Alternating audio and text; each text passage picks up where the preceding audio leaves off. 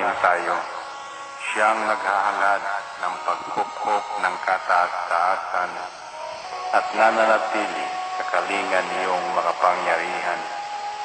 Makapagsasabi sa kanyang Panginoon, muog katahanan, ikaw ang aking Diyos, ang Diyos na tangi kong pinagkatiwalaan.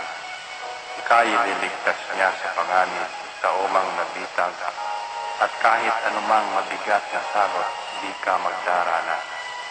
Lulukuban niya sa lilim ng kanyang malabay na pakpak.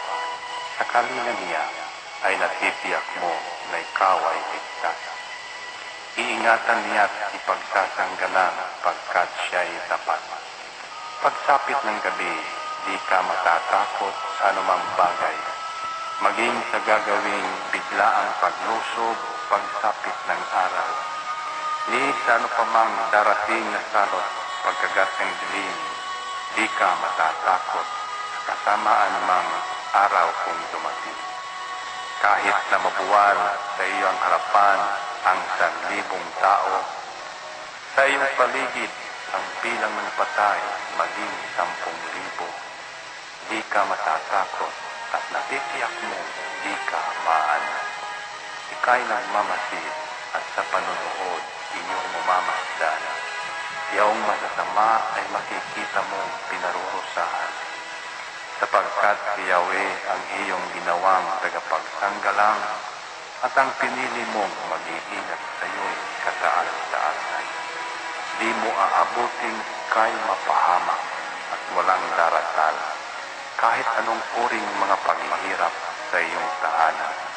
Susubuin niya ang maraming anghel, silang susubaybay.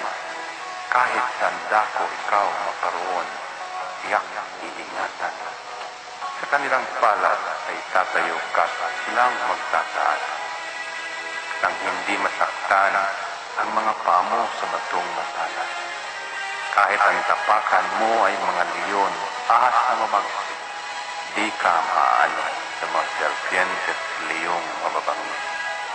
Ang sabi ng Diyos, aking ililigtas ang tapat sa akin, at iingatan ko ang sino mang tao ko'y kikilantin. Pag sila'y tumawag, laging handa ako na sila'y pakinggan. Aking sasamahan, at kung may hilahil ay sasakluluhan. Aking ililigtas at ang bawat isa ay pararangalan. Sila'y bibigyan ko at gagantimpalaan ng mahabang buhay at nakatitiyak ng tatamuhin